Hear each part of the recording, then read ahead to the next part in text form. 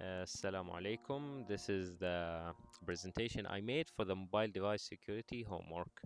The question goes like this. You recently acquired a new smartphone and wish to download popular gaming application. The app requires the following permissions: access to media, camera access, location access, contact access, etc. There are some tasks you must do and understand to protect your device before you download this application. First of all, you can analyze the security risks of each permission request. For example, the media request, it could access or share personal files, and it's usually needed for storing game data. The camera access could record or stream without your consent, and it's usually used for augmented reality or in-game photos. Location access can track your movements and give away your location without your consent, obviously. It's usually needed for location based games. The contacts could steal contact info. It's rarely needed for gaming, so it's not that important. Phone calls, it can monitor calls or disrupt functionality, and it's usually unnecessary for gaming. Same with the SMS messages. It could intercept messages or send texts, and it's also unneeded for games. Which of these are actually necessary? I think the media files is super necessary for games, so it can save and load the game assets. The camera is only usually for augmented reality or specific features like the profile picture. Location, obviously, if the game is location based, such as Pokemon Go, it's needed. You have some security plans to protect your personal data, like reading user reviews, which I highly recommend for anything, like reading books, movies, or games in this scenario.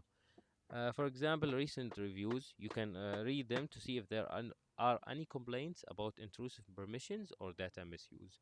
You can also check low ratings with the 1 or 2 stars, as users often highlight security concerns here. You can also check the developer's reputation to see if it's a known company or an individual or not. More ways you can protect your data are limiting permissions, grant permissions only when actively needed. You can also use app cloning or sandbox tools like Island or Parallel Space to isolate the gaming app.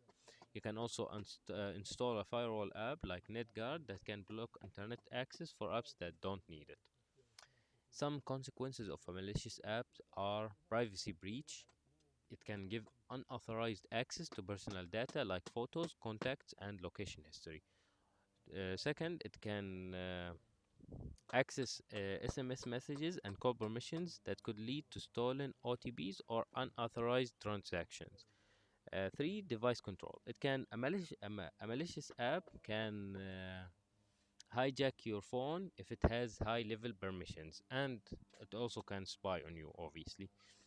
Fourth, social engineering risks. With access to contacts, the app could impersonate you to scam others.